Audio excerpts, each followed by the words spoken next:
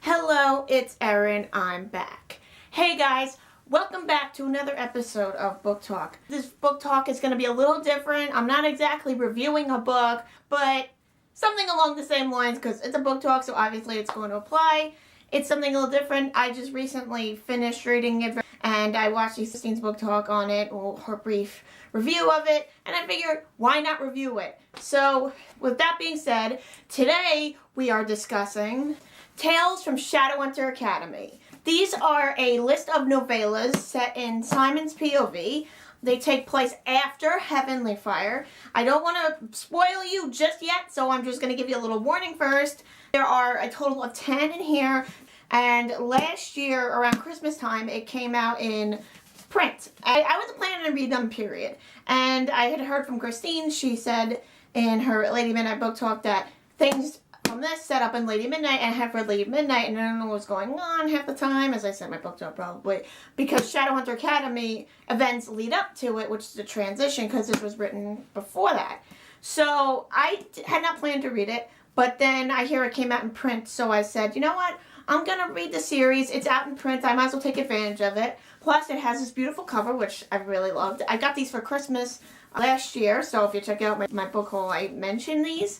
This is not the first of Cassandra Clare's novella series. I had read the Bane Chronicles as well, and they were very good, but compared to the Bane Chronicles, compared to this, I liked this way better. The Bane Chronicles was kind of hard to get into, but I read the whole novella series. I think it was less than this. As you can see, I have it. And I like the Bane Chronicles. I read the whole thing. Christine didn't read all of them, but I read them, and they were very good.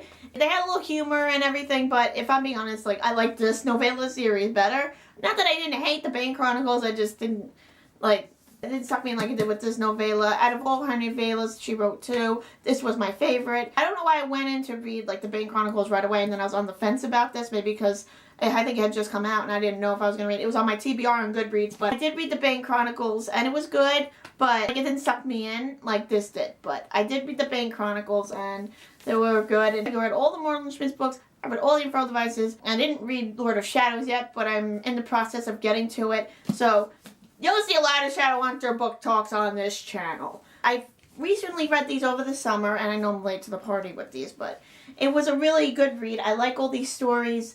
They were very good. I can't really say much without spoiling if you guys haven't read Heavenly Fire or the Infernal Devices, because I will spoil you for the next few minutes. So these novellas were amazing. If you haven't read them, I suggest you do.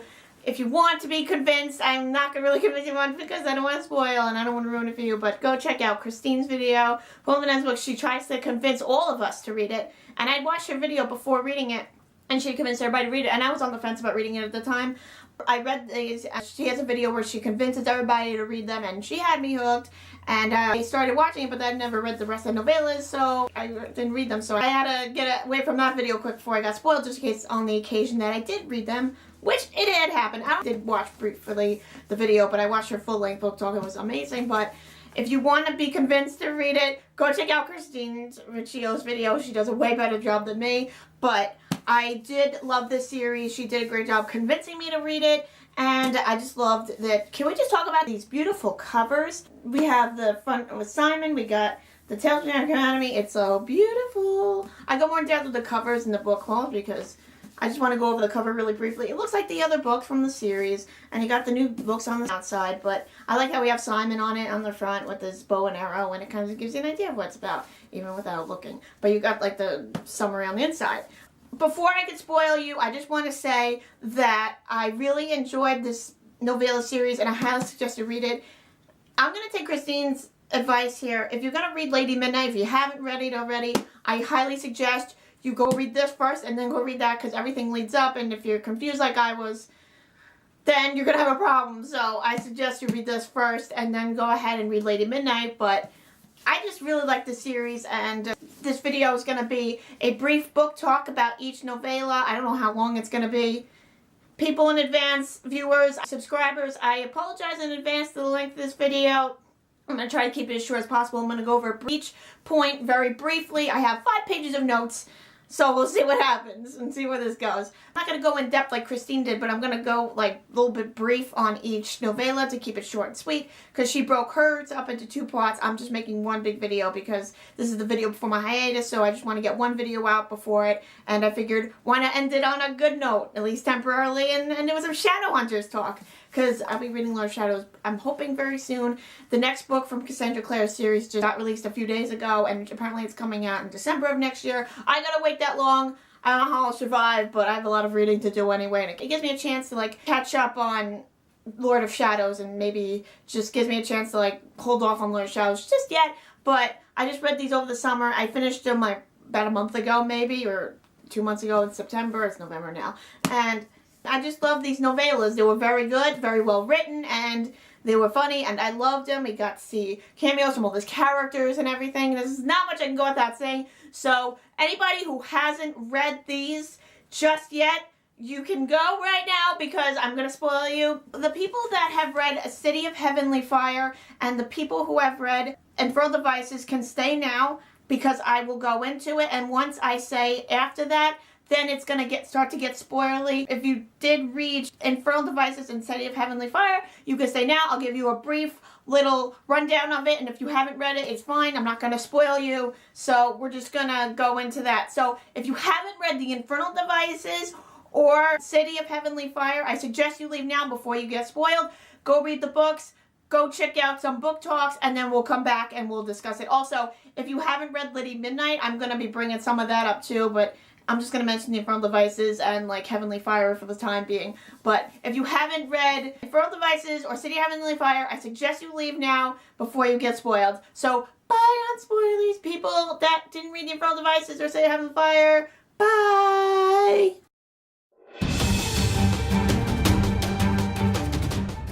So, Tales Shattered Academy. It first takes place where, like, Simon loses his memory, because we know at the end of City of Heavenly Fire, and I haven't read this book in years, it's been, what, like 4 years? I don't really remember much, because it's been so long, and usually I don't really remember much about Heavenly Fire, so I'm gonna go as much as I can. I got a little rundown from Christine's video to get the gist of it. It takes place with Simon and his memories, because at the end of Heavenly Fire, we all know that Simon lost his memories, because he was a vampire, and then he got his memories taken, and now, well, at the end of the book, he was this mundane, and then now he wants to become a Shadowhunter, because we kind of go into that in Heavenly Fire, but after this kind of goes in more depth look.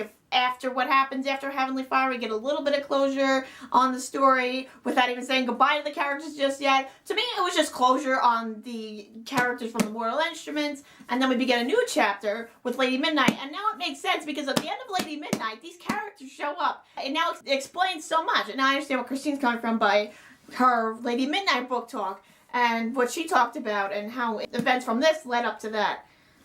You learn from your mistakes, people, okay? I'm just taking her advice. We also get some cameos from people from the Infernal Devices. We kind of go back into that time with the flashbacks. We get to see Will, we see Jem, we see Tessa, we see, oh my god, so many people, and it's amazing. I just loved seeing Will and Tessa and Jem briefly, the Silent Brother, and everybody else there. I love the flashbacks they had in this story. Hope that's not giving too much away.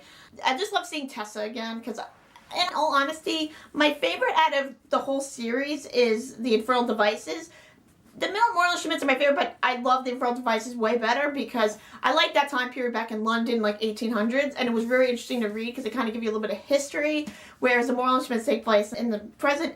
But I love seeing Tessa again, seeing her in present times, and then the flashbacks, and seeing a little bit of Will, and getting some of the stories that we hadn't gotten in the Infernal Devices. That was really, really nice, and I loved seeing all of that. That was probably my favorite flashback, was with Tessa, because there are flashbacks throughout here. I hope I'm not giving that away. But there are flashbacks in the story, and Tessa was there and telling them, and those are my favorite. It felt like I was reading the Infernal Devices again. Those were the flashbacks I enjoyed the most, and I just really liked it, and I just enjoyed that, seeing all these characters again. And if you haven't read Lady Midnight, I don't know if this is a spoiler, but we see Julian and we see Emma. They make a little cameo in it, which again makes sense for leading up to Lady Midnight. And I just like seeing them again. It was like a prequel to Lady Midnight towards the end, and I'm just like, I love seeing Julian and Emma. I just love them. And even though I read this after I read Lady Midnight, I don't really care. I still enjoyed reading it. It didn't really ruin anything too much for me, but it's like going backwards. You can read this like the way I did, but it suggested that you read this before Lady Midnight, but this came out before Lady Midnight, so that's why like I read Lady Midnight first, and then I was on the fence about reading this, so I heard my whole story in the beginning of the video. But I like seeing all these characters come back and seeing Magnus, but it was a very nice way to kind of give closure on all these characters that we're going to see. We're going to see Jem and Tessa in TDA. We've seen them in Lady Midnight, but I hope we see them in Lord of Shadows in the next few books. We're going to see them more of them, and I'm just excited to see them, and it's kind of like an introduction to the rest of that series, which is great, and I'm looking forward to seeing Tessa and Jem again and hearing more of their stories, which I really am excited to read, and maybe more will. I heard that they're going to be in like the TDA or the series after that. I'm not positive, but I just can't wait to read them again, and I'm just excited that we get more of their stories, and we get the chance to see them again since the Infernal Devices, which the series ended like in 2013, like a few years ago. So I like reading. It's like going back into the Infernal Devices again, but through this novella instead of just a book itself.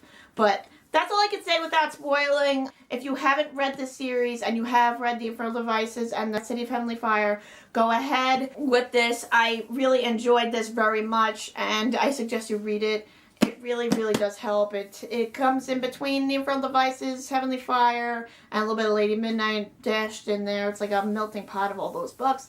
And I just suggest you read it. That was a little preview of who we're going to see in this book, and it was very, very good, and I highly suggest you read it. So that's all I can go without spoiling. So bye, non-spoily people, and people who have read it, you can say, but bye, non-spoilies, bye, non-spoily people, bye!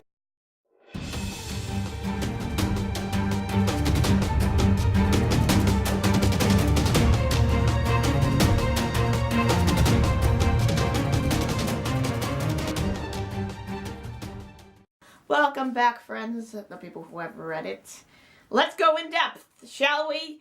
I don't know how in depth this is going to get, but we'll see where it goes. Alright, so Welcome to Shadowhunter Academy is the first one. It's a slow start to the book, but it was very good. Christine wasn't too crazy about it, but I thought it was okay. It doesn't really pick up till like later on in the series, but we kind of get like how it all happened. So basically, we're seeing Simon, he's like packing up and he's getting ready to go to Shadowhunter Academy. I wanted to know how he got into there, how he applied.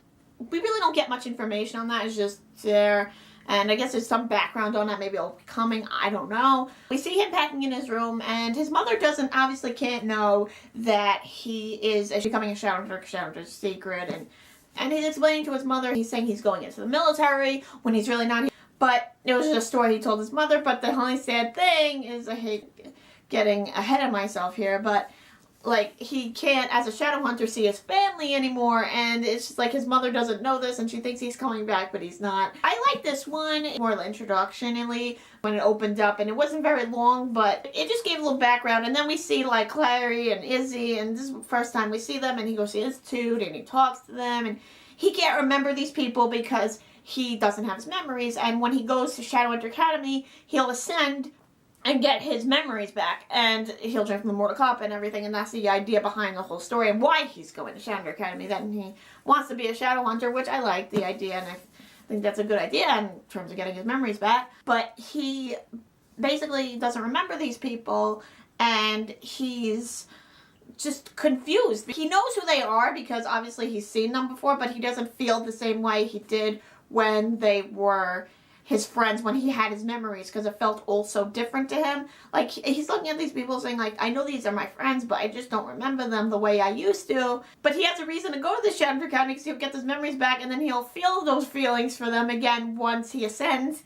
And I just felt bad for him, and I can just imagine having no memories and looking at, especially your family, like, I don't know about his family, but like, I'll use the friends angle. It's like meeting a friend for the first time again. You're strangers and you don't know about him. I can't imagine being in his perspective and going through all that. He has demon amnesia. It's like having amnesia in the human world. And he's like trying to like understand, and Izzy is his girlfriend sort of, and I can't imagine what he's going through with that, and having his friend's there, but he doesn't know who they are, but he has a reason to go to this thing and ascend and obviously get his memories back.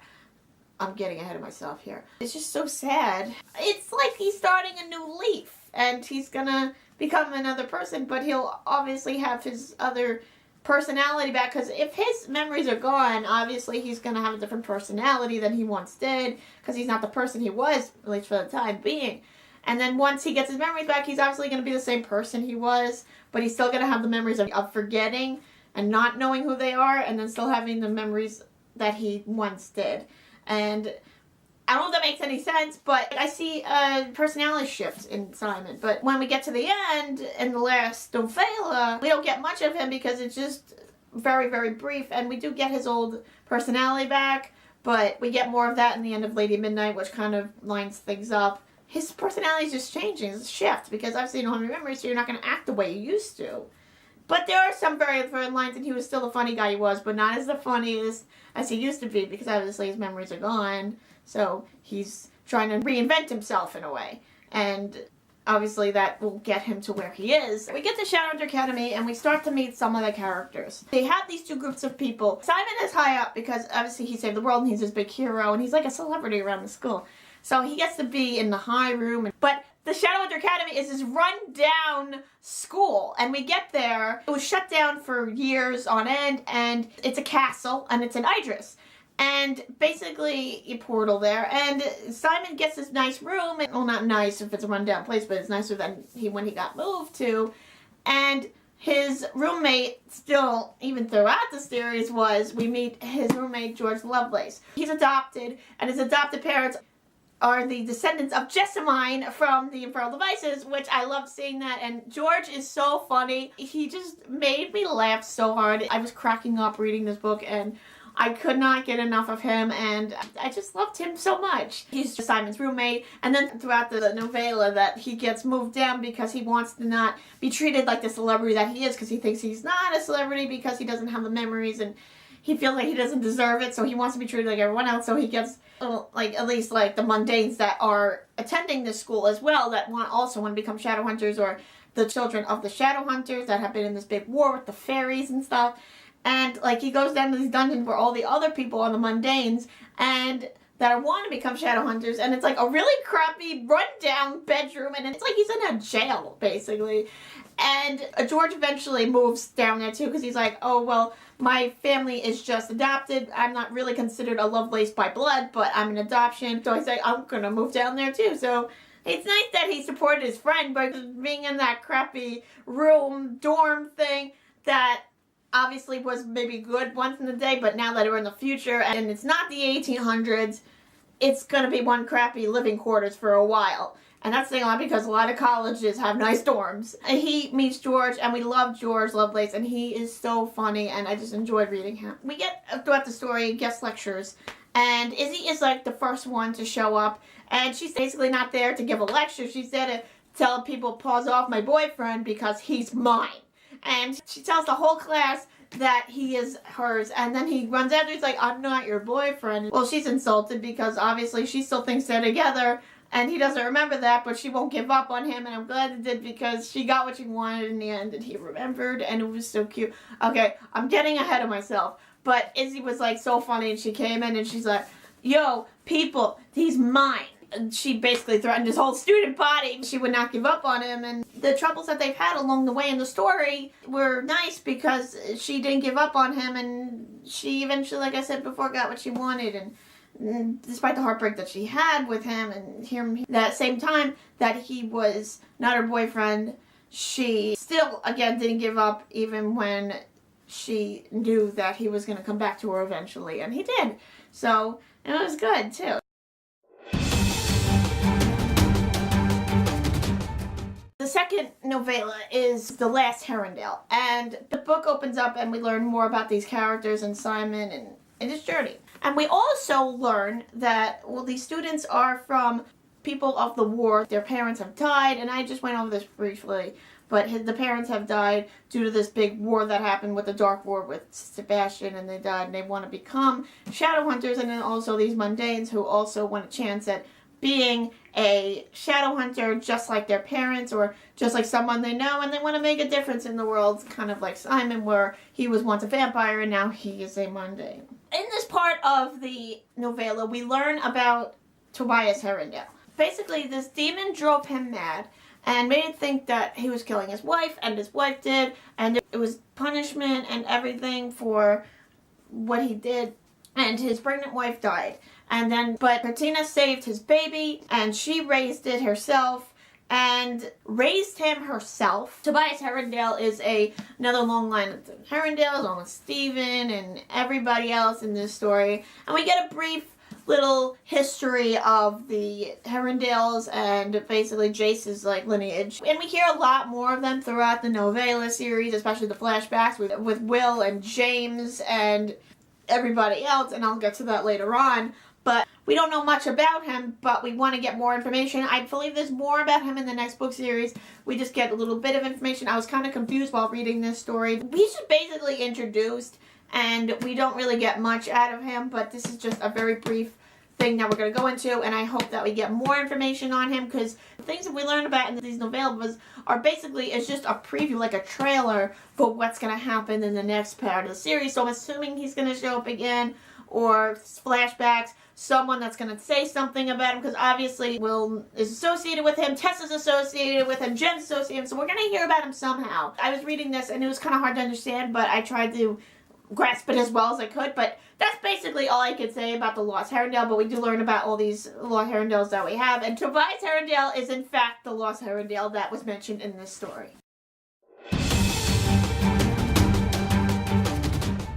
The next novella is The Whitechapel Fiend, and this is where Jace shows up, and he's a guest lecturer, and he's also teaching his class how to train and jump from a tree, and it was so funny the way he comes, and he gets lectures.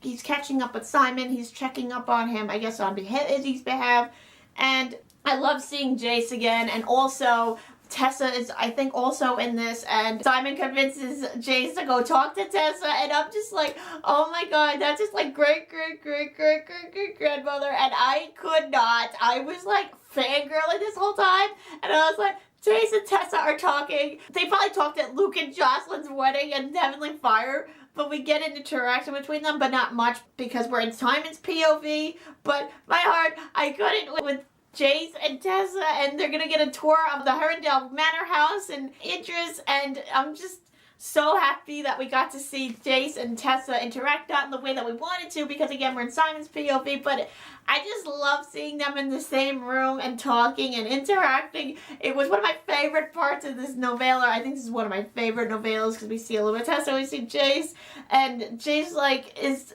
so funny with the scenes, were hilarious. I love seeing his personality again and his humor, and getting a little bit of Jace, a little sprinkle of each character and a lot of sprinkles of Jace, and it was just so funny, and I loved seeing him again and hearing about the stories and lecturing his class, and the girls are flirting with him. I really remember much because I read this a few months ago, but oh my god, Jace showing up with Tessa, I can't. Him talking to Tessa, it's like his ancestor who's still alive. Then Tessa shows up as a guest lecturer at the same time, which is why they're interacting. And she's basically telling a story of Jack the Ripper, and now we're jumping to London of 1888. There are numerous flashbacks throughout this novella series. There's ones that are concerning Robert Lightwood and Tessa. I really enjoyed this flashback a lot. I just really sunk me in. I remember reading this at work, and I'm like, oh, this is so good. If I was at home right now, I'd be crying so much. I love seeing the story of Tessa and being in London and getting, again, an extension of what happened in the Infernal Devices that we didn't see, maybe kind of like a deleted scene that we didn't get, and something that Cassandra Clare added. And I love seeing them track down Jack the Ripper and finding out the story, and that's how they found out about Jack the Ripper, was them, and they're the reason why he exists. It's obvious when they say all the stories you hear are true, and I believe it so much. Because I think Hodge said that in The Moral Instruments, the first book's Idiot Bones, and guys, I believe it so much. And I just like seeing all the people back, and we get a glimpse of James when he was a baby, and he was a little baby. This is before he came to Shadowhunter Academy later on in the novella series we find out, which is another good flashback I really liked enjoying. But I liked hearing about Baby James and the spoon. He said, spoon, spoon, and it was hilarious. I love Will being a father, anticipating the mom. I can't. And we see a little bit of Gideon and Gabriel and Cicely and Sophie, and we get a little bit of each characters that we missed from the Infernal Devices. And I loved reading this. It's one of my favorite flashbacks. This is why it's my favorite novella, I believe, because we get this little flashback. Any flashbacks with Tessa and Will and anything associated with the Infernal Devices, I loved it. I love these novella series. I love the flashbacks. This is one of my favorite flashbacks that I ever read, and I got so into it. And hearing them like go undercover as these like streetwalkers, and I loved it. I loved hearing all these flashbacks. It just brought tears to my eyes, and it made me so happy because I felt like I was reading the Infernal Device again. I might reread it because it makes me want to, and it sets up because we may get more of this in TDA or in the next series she's writing. And I hope we get more of that. I just love the flashbacks. They were just like a favorite element of mine. This is one of my favorite flashbacks that I liked reading. And hearing it from Simon and then hearing it in Tessa's eyes. It's like we went back in time and jumped in our time machine and went and we saw stories from what Cassandra Clare was gonna write, and like before reading the Infernal Devices. And if I knew what I was reading the Infernal Devices, I was gonna be reading this, I would have been so excited. But obviously this came out way after that. And I just love the Infernal Devices, so seeing this again and seeing the London Institute, I couldn't. I was so happy. I was so happy. In the part of this flashback, the kids are apparently taken and they're hidden in the chimney by this demon. And we see Jessamine as a ghost, and we briefly see her as a ghost in the last book in Clockwork Princess. And she comes out of the woodwork and she distracts the ghost while they try to save the children, and that's just so dramatic, and we think that something's gonna happen with these kids and it's gonna ruin their lives, but oh my god, I really enjoyed reading it. Despite the fact that these kids were kind of traumatized during this thing, I just enjoyed it. And reading about everything again, and the fact that Willem calls him Uncle Jem, and we see Jem come back, and any opportunity that the Shadowhunters get to call Silent Brother, they're going to bring Jem back in, because obviously he can't have much contact with them, but will think of anything to make Jem come just so we can talk to him, and I can't. And then reading about Heavenly Fire and having Jem come back was such a weird flashback, going back and forth and then back and forth again. But again, we got some scenes from the Infernal Devices, Clockwork Princess, that we haven't gotten. And this was kind of like a deleted scene that we got to read, or multiple scenes and stuff that Cassandra Clare didn't touch upon in the Infernal Devices that she added to this story. And I really, really enjoyed that. And seeing it through Simon's eyes was amazing. And I loved it.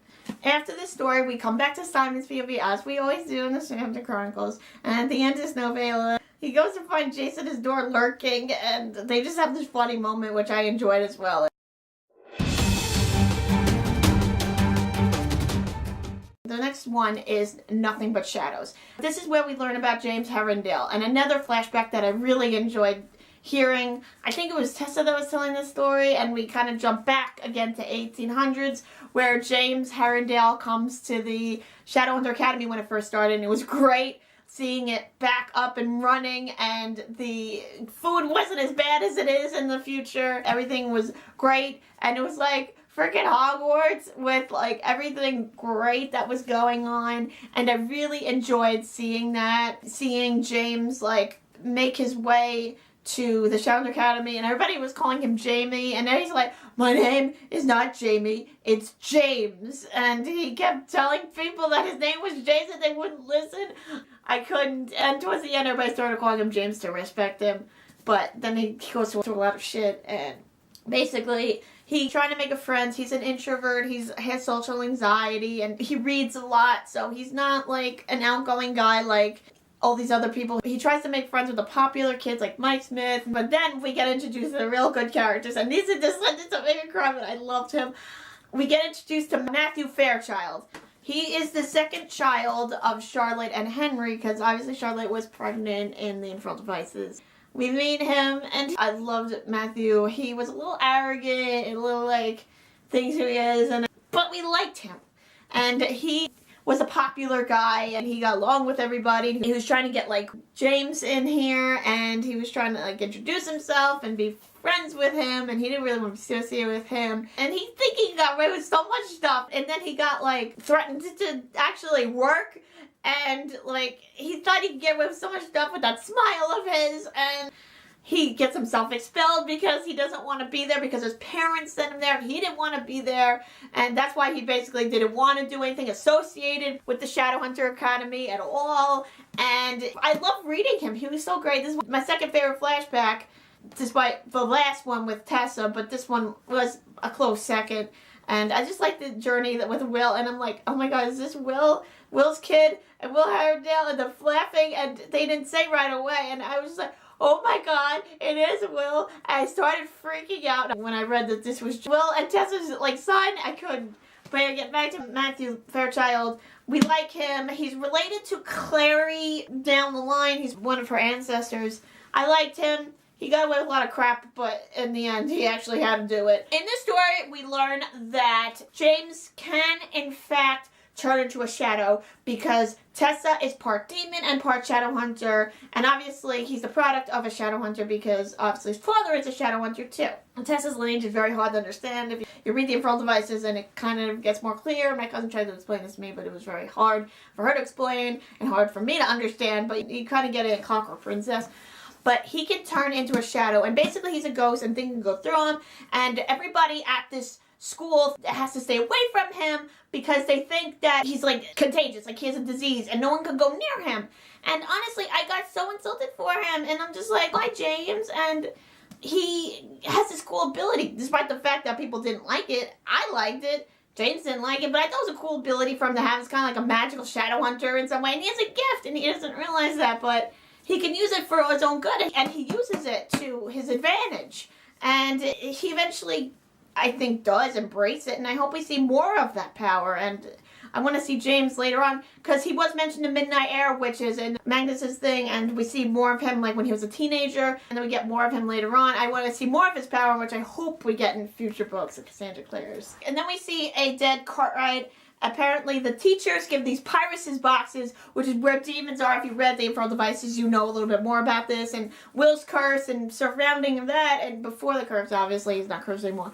Well, he couldn't love Tessa, I'm not going into that. They release this demon, and they try to prank Will, and then everything goes awry, and these kids are terrible to him because these people do not like downworlders, and just because he's part downworld, people are mean about it. These people are stupid. I like how Matthew and James get closer throughout this story, and they become Parabatai, and Matthew gets himself expelled by giving Christopher Lightwood the chemicals to explode part of the wing of Shadowhunter Academy. Kind of explains a lot in this story. And he gets himself expelled, and it was so funny. Christopher Lightwood is Cicely and Gabriel's son. And Thomas Lightwood is the son of Sophie and Gideon. I like seeing these people because they moved on after the Infernal Devices, and we heard that they got married and they had kids, but we never got any of that. I keep mentioning it a lot. I'm going to be referencing it a lot. Because if you read the Infernal Devices, you gotta read this, or you gotta read this and the Infernal Devices. You can be confused because all these ancestors that are like running around in this story. But I really liked reading that and seeing like those people, and it just gave me so many feels back from when I was reading the Infernal Devices, and watching Christine's review made me want to reread the Infernal Devices, which I'm hoping I'm going to get to do. I could only reread out of 3, Clockwork Princess or Clockwork Angel. I'd rather reread Clockwork Princess because that was like my favorite out of all of them. And I just liked seeing everybody's kids running around Shadowhunter Academy, and these Shadowhunters are so cool. And despite Jace and Izzy and stuff. But yeah! And it was just great seeing them again. In this novella, we get a little idea about Henry and how he's not the way he used to be, and he's lost in his own mind, and he's not doing well, but we don't hear much about Charlotte. But like Nancy was talking about Henry because apparently he's not doing very well, and we hear from his side of the story. And it's just sad, like hearing about Henry and the fact that he's aging and he's not doing very well. But despite that, I like seeing everybody back together again and all these people.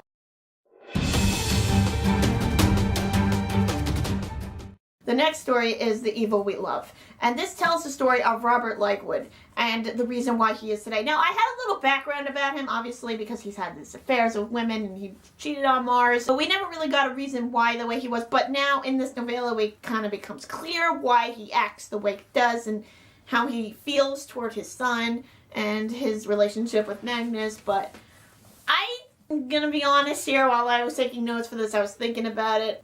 I didn't like this novella as much as I liked the others. Because, like, it just didn't appeal to me. I just like the flashbacks from the Infernal Devices because that's my favorite.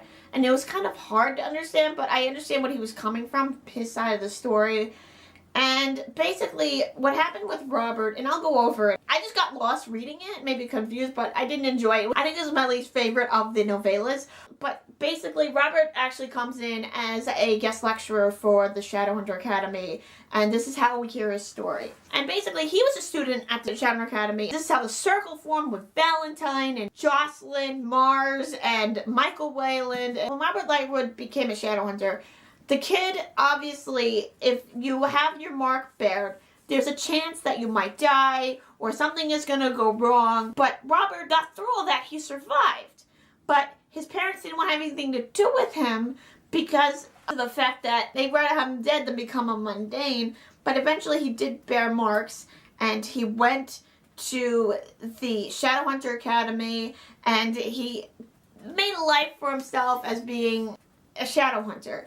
And this is where we meet Jocelyn, and we meet Valentine, and his Parabatai is Michael Wayland. We get introduced to Michael Wayland briefly because we think that he's Jace's father, but he obviously is not. And Stephen Herondale, and Amadis, and Luke. So Michael Wayland is Robert Lightwood's Parabatai. And basically, Michael Wayland had a crush on Robert. And I really didn't know that Michael Wayland was gay, and I did not see that from the get-go, but we don't really know much about him until we read this series. And basically, Robert is outraged, and he's like, I still care about you because obviously you're my Parabatai, but I don't like you like that. And Michael obviously understood. And the thing is, Robert's been having so much bad luck with all these women. He doesn't understand why he's sleeping around and getting with all these women and why he's cheating on Mars and the affair. We still don't get much information on that. But obviously, he likes Mars, but why is he having such bad luck with all these women? And why is he, like, cheating on her? But we don't know that. But Valentine gets wind of Michael Wayland's, obviously, conversation with Robert. And Valentine just goes in and he manipulates him. And he, like, uses it against him. And then he's, like, causing this whole rift between the both of them.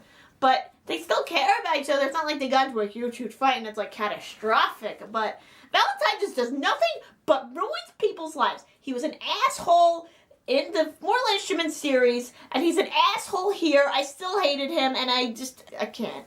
But now, we understand why Valentine hates Downworlders, because a werewolf killed his father. So obviously he wants revenge on these werewolves. And he's trying to form the circle so that they can go against these Downworlders. And because this guy and his stupid circle is the reason why people today are freaking stupid and against these Downworlders. But even back from when James, getting back to London, everybody was still, from the dawn of time, Downworlders and Shadowhunters were never really nice to each other. But even Valentine just makes that worse. And he's the reason why all this shit went down throughout the Mortal Instruments series. And he's just a giant asshole. I never liked him. I didn't even like him in these novellas. It was very well written, but I still didn't like reading him. But we get a little in depth about him and Jocelyn. And Luke is his Parabatai. Luke is with Celine. And Celine actually has a crush on Stephen Herondale, who is friends with Valentine, is royal servant and doing everything for when he has to get the approval to marry Amatis. Like, why you go to Valentine, ask him? He's only going to manipulate you and screw things up. So why you going to him? We don't know why. And Stephen is just so stupid. Now we know why Robert Lightwood is the way he is towards Alec. When he found out Alec was gay and he liked Magnus. And now we know why he was so sure, because his Parabatai was gay and he just didn't understand it. Now he feels like, I guess, history's repeating itself and he doesn't want to be associated with that or something like that. Now we know why he's feeling the way he does towards Alec and his relationship and his sexuality and the way he feels. And he's trying to come around, obviously, with Magnus. And throughout the Mortal Instruments, it's kind of vague, but now it's all clear because we get a little bit in depth into this story and why the way he is towards his son.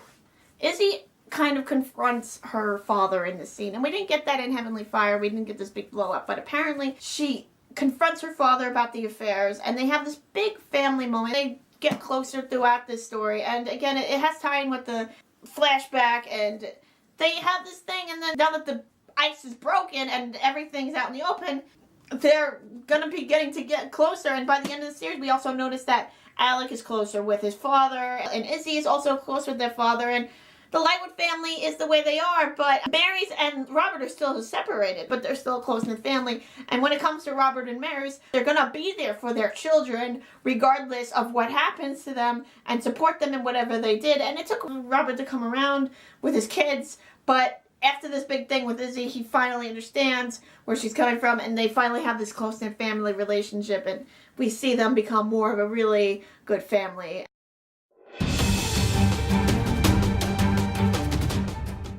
The next story is Pale Kings and Princes. This is when we see Helen, where she's forced to talk to his class and be a guest lecturer and tell them the stories behind the fairies and why they're apparently so evil. And despite the fact that the fairies are in fact very evil, Helen is a good person. She's only half fairy. Her mother is a fairy and her father is a Shadowhunter.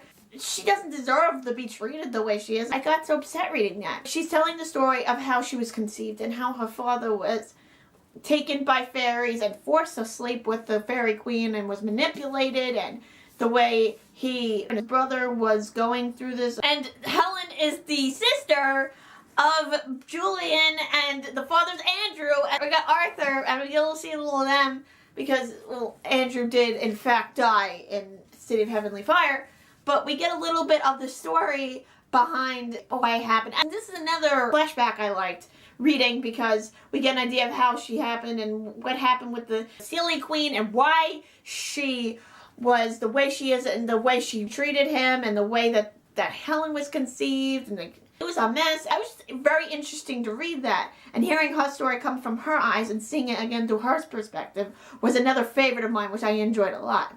We also get this story, Izzy and Simon go out on their first date, and they go to get weapons, the same date that Jace took Clary on to get the sword, and it's like, I'm never taking dating advice from Jace again. I really don't remember that much in the more Lynchman City of Bones, but I really enjoyed reading that, interacting and getting together, and finally they're inching closer to each other, despite the fact that Simon doesn't have his memories, but he's still with Isabel, and Sizzy still exists, and I'm so glad that they are endgame, and it ended up happening. Oh, I can't. But without spoiling a little bit of Lady Midnight, but all of us here have read it, if you've read this, unless you're me and you didn't. But I liked reading their first date, and it just made me so happy, and I like seeing that and seeing their perspective and having a really great time with that and reading that, and it just got a little humor away from the story, and I just really enjoyed it.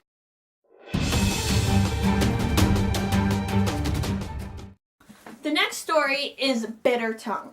And this is where Simon gets taken by fairies, and he's locked up in a cage, and he's getting like a little bit of his memories back along the way, and getting trapped all the time. He's like, why is it always me? Which is very interesting. I like this part, is because we get a little glimpse of Mark Blackhorn, and we also know that he was taken by fairies towards the end of Heavenly Fire, but we never really got it, but we get a little bit of it in Lady Midnight, and I like reading Mark's because it filled in some of the blanks from Lady Midnight. And basically, like, he's in his own mind, he's trying to get back to his family, and we got the story from him in Lady Midnight, if you guys know. I'm gonna go in little spoilers for Lady Midnight. I'm just gonna mild spoilers of Lady Midnight, didn't bother muting. But basically, with Mark, he was taken as a child after the war, and he is the fairies now because he's part fairy along with Helen. And Helen is his sister, and he's trying to get back to his family. And obviously we get him back in Lady Midnight. This is, I think, the first stages when he was taken. His mindset changes in Lady Midnight because that was years after this. So obviously he was a different person in Lady Midnight as he is now, and he's trying to get back to his family, and he was talking to Simon, and I like seeing Mark because it just filled in so many blanks, and I'm like, oh, Mark, now it makes sense because he's with the Wild Hunt, and he's trying to get out, but he's basically a prisoner like Simon is in the fairies, but it just makes me upset that Simon got out and Mark didn't, but he ends up coming back in Lady Midnight, so it's not terrible after all. And it's like funny reading this thing, oh, it's okay, Mark, you'll make it back, and you'll be the same person you were. It's gonna take a while, but you'll get there. But I liked seeing Mark and that filling in all those blanks. And I just enjoyed that, and hearing Simon talk to him and getting a little interaction between the two of them. And we got a little cameo from Mark, and again, we get more of him in Lady Midnight. I hope those weren't too big spoilers, but I tried my best. Aline and Helen get married, and again, we hear in this Lady Midnight, Helen is confined to Idris, and Aline's going with her. I didn't mention this in my book talk, but it's so sad that she's going with her. She's just a supportive wife, and she's gonna go with Helen to there, and it just makes me happy that, like, they got to have the wedding they wanted, and it was just a nice thing. It wasn't a big ceremony, but it just went over briefly, but it was nice that they were all interacting at the wedding, because obviously everyone was there, and it was just really nice, and I really liked that, and it was a really nice aspect to the story.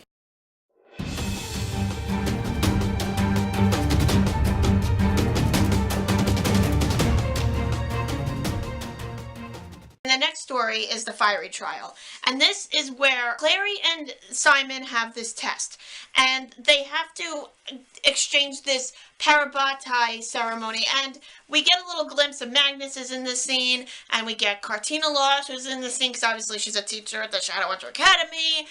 And they have to go through this trial in order to become parabatai, which is, I don't know why, maybe it's a thing. But I don't know why, but I kind of didn't see it coming when it came down to Clare and Simon drinking the water of Lake Lynn, because when Magnus didn't drink anything, Cartina didn't drink anything. We kind of saw it coming. And then they had these hallucinations, and it just made me laugh because, like, it was funny and it was still good at the same time. And I'm seeing all this firsthand, and I realized, oh, this is a hallucination. We don't really get that idea till the end, because I kind of caught on along the way. And then it's like, Lake Lynn. It makes sense because they were drinking it and nobody else was drinking. I said, Magnus did something, it's either spell, but I didn't see that Lake Lynn stuff coming. I thought he just gave them like some type of potion or something. Clare and Simon are parabatai, and Simon's with Izzy now. It's like the perfect pairing. It's like, what more could you ask for when you have this beautiful parabatai pairing? And it was really nice. So, we also get the Clare and Simon as part of their parabatai duties, or beforehand. Clare and Jace go to Idris to be witnesses to Julian and Emma's parabatai ceremony. And Simon knew that Julian had feelings for Emma, and he didn't say anything, and now things are just going up between them, and, like, Lady Midnight just like, oh, you should have said something, and now they're screwed because they're parabatai, and oh my god, how's this gonna work out? And Lord of Shadows. Okay, theories are going out the window here. We got a little background behind their parabatai ceremony and how it was done. We didn't get any of that in Lady Midnight, because obviously Lady Midnight takes place a few years later, and they're obviously parabatai, and this was when they were younger, and now they're older in Lady Midnight. Clare and Simon are the witnesses to it, because they're going to become parabatai, and they're there. I guess it's like when you get married, you have a witness that has to be there for you, and I guess it's along the same idea and the same lines, so it kind of made sense. But it was just really nice seeing, like, Julian and Emma getting a little cameo and getting ready for Lady Midnight. Again, was why it leads to Lady Midnight. But I really enjoyed that aspect of the story. And I like seeing Julian, Emma, and Mark, and all these characters that come into play in Lady Midnight. It just makes me cry in the good way. And, oh, yay! So I'm so happy that we got to see them.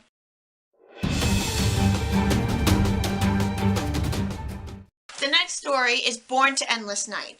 And this is the story when Magnus comes as another guest lecturer, and one of the last ones that we get to see in this novella series. He's one of multiple guest lecturers, and he comes in and he, like, makes things better, and then he sees, like, part of the castle's coming apart, and he snaps, he's like, I fixed it. The scenes he has with Simon is really cool, and I enjoyed seeing him and Alec, because him and Alec are together, not married, but they're together, and yay, I'm very happy about that.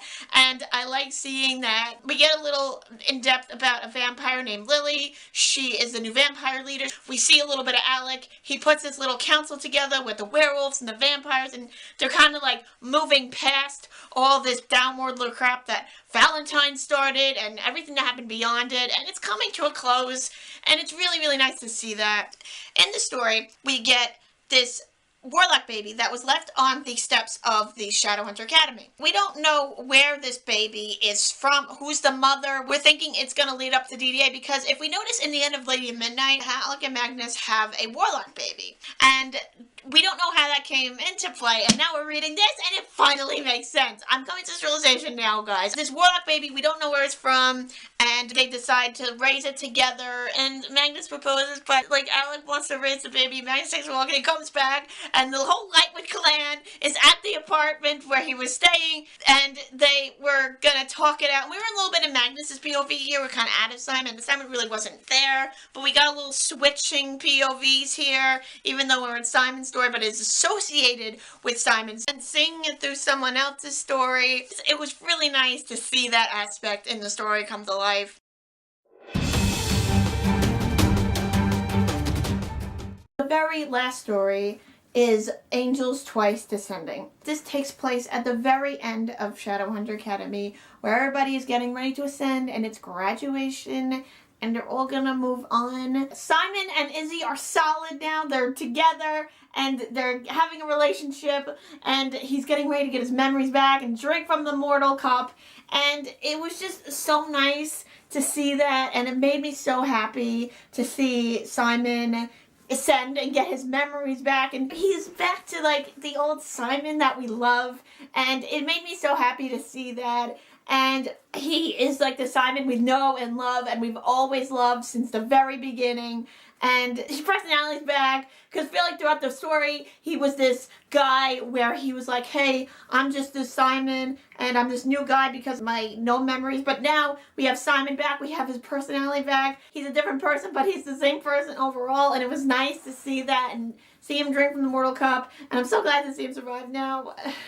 On the other hand, when George drank from the cup, he went black and he died, and we knew that some people weren't going to survive. I didn't think it would be George. I was reading this, and I was on the verge of tears, and I was so depressed, and it made me so sad. It tore me apart inside. It made me sad to know that George is gone, and it really affected me deeply, and it hurt me, and it's one of the deaths that really affected me in literature and books, YA, and everybody else, and it just made me so upset, and I still can't get over it, and it really messed me up a lot. It took me a while to get over it, and like a few hours, and I couldn't. Simon basically at George's funeral, and he's like, I have an idea for my Shadowhunter name, and he takes Lovelace as his Shadowhunter name in memory of George, and that was the very end. Isabel thought it was a good idea, and that's all we got. And it ended on such a morbid note, but in a good way. I would have wanted to see more, but we're going to get more of them in the TDA. We got a little bit of them in Lady Midnight. This is Lady Midnight spoilers. I know you guys read it, but I'm going to give some spoilers of Lady Midnight. But he proposes, they get married, and they move on. And he has a Shadowhunter name. He's being a Shadowhunter. He's official Shadowhunter now. He has his memories. It just makes me so happy that, like, he moved on, but I hated the way the series ended in such a morbid way. I want to see more, but the fact that it ended around George's funeral, it tore me up. In the City of Bones, I can't, like, why did it have to be George? Come on. I'm still questioning going over it now. If you love George, you guys all love George, and you're watching this, you're probably feeling the same way, and you're upset about it as I am, and it's just so upsetting. And I'm just upset. We get, like I said, we get more of Izzy and Clare and the Parabate relationship between Clare and Simon and Lady Midnight. I hope we get a little bit of that in Lord of Shadows. I have not read it yet. I will get to it, I promise. I just really enjoyed that, and I just really, really, really, like, want to read more of it, because we get a little bit towards the end of Lady Midnight. I went over this in my book talk. I'm not going to reiterate. I'm just going to, like, reiterate a little bit just to clear your minds up. It's been a while since you watched my Lady Midnight book talk, but we see them towards the end of the book, but it's a little glimpse into the future, but not much. I hope we get another one like that in Lord of Shadows, because, like, I need more of that, and I'm hoping we are. And they were throughout Lady Midnight as well, but we got a little bit more of a chunk of it at the end of Lady Midnight, and it was like its own little booklet, sort of, and it was like a little bit of a epilogue or a little maybe preview or a trailer for the next book. But I hope we get something like that in Lord of Shadows. I know we're going to probably see them again. They're not going to go away! Simon and Clare and Jace, everybody is not going to go away. I hope we see more of these Shadowhunter Academy students and see how they have become since they've ascended. And I just, when I read Lord of Shadows, it's going to tear me up too. But overall, I love this novella. It was very, very, very good. I enjoyed reading it. I would read it again in a heartbeat. It took me a little longer to read because it takes me a year and a day to read books, but you get my point. This is one of my favorite novellas that Cassandra Clare has ever written, and the second would obviously be Bane Chronicles. And I hope she writes more novellas. I would love to read more of her stories. Maybe she'll write something around Julie and Emma. That would be really cool too, after this TDA ends. I love this story, and I love these. If you heard this whole thing without reading it, pick this series up. It's very, very good. I highly suggest you read it in print. I like holding the book in my hand. I would have read it probably if it was on ebook, but it just gave me a good opportunity to get the book and go to Barnes & Noble. I got it for Christmas, but still, it was really fun. I love the story. The cover is beautiful. Pick it up if you haven't read it. If I haven't convinced you enough, go watch Christine's video. She'll give you a better, in-depth, like, convincing, but go ahead, read it. I really loved it, and it's one of my favorite things. And I'm actually more excited to read Lord of Shadows now. That is my video. I hope you guys liked it. I hope you guys liked my little review of the Shadowhunter Academy.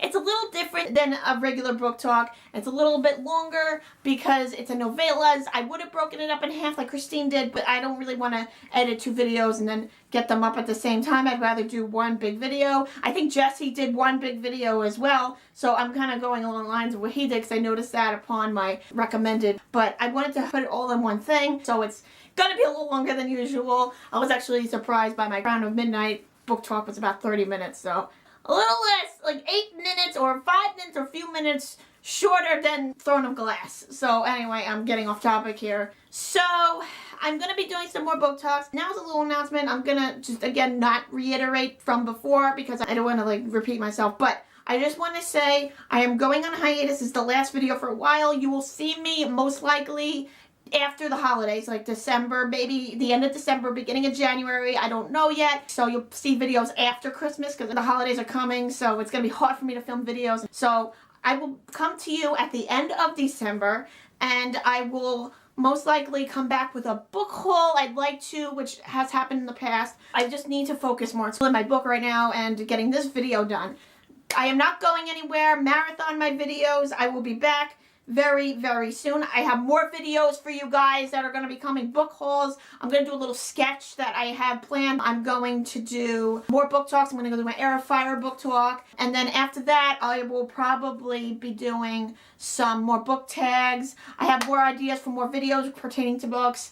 I am going to be coming back to a lot of videos for you guys. I'm getting a lot of ideas. I have a list of videos and I'm continuously adding to it. But I just want to say that I will be coming back and there'll be a slew of videos throughout the next January. Hopefully it will not get in the way of classes, but I will be filming more videos for you come over winter break and more into the next semester. But I just wanted to let you guys know that.